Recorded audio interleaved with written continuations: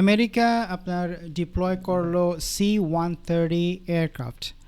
এই সমস্ত এয়ারক্রাফটগুলা military equipment transport করে, মিলিটারি পার্সোনাল ট্রান্সপোর্ট করে, এক জায়গা থেকে আরেক জায়গায় নেয়।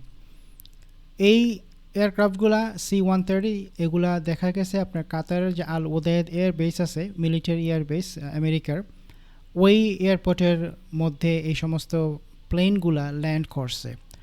এবং টিআরটি ওয়ার্ল্ড তারা বলছে তাদের রিপোর্টে যে এই সমস্ত প্লেনের সংখ্যা অনেক বেশি, multiple, to be exact, that's how they worded it, multiple C-130 aircraft landed or activities were seen in Al Udeid Air Base in Qatar. এখন কথা হচ্ছে, প্রশ্ন হচ্ছে যে কেন এই সমস্ত এয়ারক্রাফট ল্যান্ড করবে। মার্কো রুবিও আমেরিকার যে ফরেন সেক্রেটারি আছে, সে রিসেন্টলি একটা কমেন্ট করছে এবং সেই কমেন্টে সে বলছে যে স্ট্রেট অফ হরমুজে ইরান যে টোল আদায় করবে সেটা কোনোভাবে গ্রহণযোগ্য হবে না। যদিও ট্রাম্পের কথায় আসি, ট্রাম্প বলছে যে ইরান এই স্ট্রেট অফ হরমুজ দিয়া $500 মিলিয়ন প্রতিদিন আয় করতে পারবে, টোল দিয়া, চার্জ করে। রুবিও বলছে যে এই টোল ইরান আদায় করতে পারে না, এটা আমরা করতে দিব না, এটা নিয়ে আমরা অনেক বড় গ্যাঞ্জাম করব। ইন আদার ওয়ার্ড, ট্রাম্প বলতেছে এই টাকাটা যদি তারা আদায় করে ইরান, তাহলে শর্ত আছে, এবং শর্ত হচ্ছে যে তারা আমাদের সাথে সেটেলমেন্টে আসতে হবে। একদিকে রুবিও বলতেছে এটার মাইনে নিব না, আর একদিকে ট্রাম্প বলতেছে কি করা যাবে কিন্তু সেটেলমেন্টে আসতে হবে। কথা হচ্ছে আমেরিকা নিজেও জানে না কোন দিকে তারা হাঁটতেছে, বাট তারা একই সাথে প্রস্তুত যে এই সমস্ত C-130 এয়ারক্রাফট তারা প্রস্তুত রাখতেছে, তারা অন্যান্য যে আপনার সরঞ্জামাদি আছে, ইকুইপমেন্ট আছে, সেগুলো প্রস্তুত রাখতেছে। এখন কথা হচ্ছে এই সমস্ত জিনিসগুলো যে তারা রাখতেছে, মিলিটারি ইকুইপমেন্টগুলো, এগুলো কি আসলে আমেরিকার জন্য ভালো না খারাপ?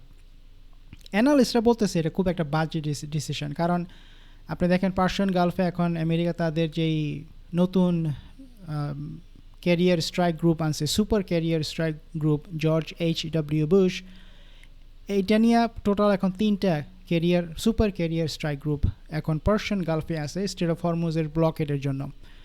এবং এই সমস্ত ক্যারিয়ারগুলো, সুপার ক্যারিয়ারগুলো এক একটাই আপনার $1 বিলিয়ন মতো। এখন ইরান যদি চায় এই সমস্ত সুপার ক্যারিয়ারকে ধ্বংস করতে, এটা কিন্তু তাদের জন্য খুব একটা বড় ব্যাপার হবে না।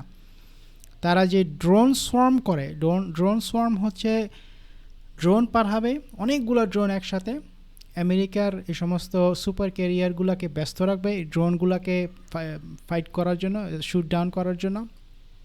তারপরে আপনার যেইটা আসবে সেটা হচ্ছে ব্যালিস্টিক মিসাইল। তো ড্রোন সোয়ার্ম যেই টেকনিক, যে পদ্ধতিটা আছে, এরা যদি ইরান ডিপ্লয় করে আপনার এই সমস্ত career strike group, super carrier strike গ্রুপের বিরুদ্ধে, তাহলে it is game over for United states military, American মিলিটারির জন্য গেম ওভার। কারণ এই সমস্ত সবগুলা সিটিং ডাক যেগুলো পার্সিয়ান গালফে বসে আছে, এগুলোকে ধ্বংস করে দেওয়া হবে। এই কারণেই আমেরিকার এই সমস্ত সরঞ্জামাদি একসাথে করা, পার্সিয়ান গালফে স্ট্রেট অফ হরমুজকে ব্লকেট করা, অ্যানালিস্টের মধ্যে একটা বোকামি, কারণ এখানে অনেক বড় একটা রিস্ক থেকে যেতেছে। এখন কথা হচ্ছে যে, প্রশ্ন হচ্ছে যে তাহলে আমেরিকা কেন করতেছে এটা? অবশ্যই এটা বোকামি, কারণ ইরানের ড্রোনই যথেষ্ট এই সমস্ত সুপার ক্যারিয়ারকে অনেকাংশেই ধ্বংস করে দেওয়া। The reason why they are still going to do this is because of নেতানিয়াহুর জন্য, ইসরায়েলের জন্যই আমেরিকা এগুলো করতেছে, ডোনাল্ড ট্রাম্প এগুলো করতেছে। আমেরিকা ধ্বংস হোক, নেতানিয়াহুর কিছু আসেও না যায়ও না। $5 বিলিয়ন খরচ হবে শুধুমাত্র তারা ইরান যুদ্ধের মাধ্যমে যে সমস্ত মিলিটারি ইকুইপমেন্টগুলো ড্যামেজ হয়েছে সেগুলোকে রিপেয়ার করতে। এখন আমরা কোন ধরনের ইকুইপমেন্ট? এগুলো হচ্ছে বড় ধরনের ইকুইপমেন্ট, যেমন রেডার সিস্টেম, যেমন আপনার কমিউনিকেশন সিস্টেম, এগুলোকে ফিক্স আপ করার জন্য $5 বিলিয়ন খরচ হবে। নট ক্রিটিক্যাল ইকুইপমেন্ট, দৈনন্দিন জীবনে যে সমস্ত ইকুইপমেন্ট প্রয়োজন হয় মিলিটারিদের, ওই সমস্ত ইকুইপমেন্টের জন্য না, বড় বড় ইকুইপমেন্টের জন্য, রেডার সিস্টেম, এগুলোর জন্য। তো already it is too much, $5 billion, but United states doesn't have any problem spending that much money. Again, these are all done for the sake of Israel. এগুলো ইসরায়েলের জন্য করা হয়েছে, ইহুদিদের জন্য করা হয়েছে।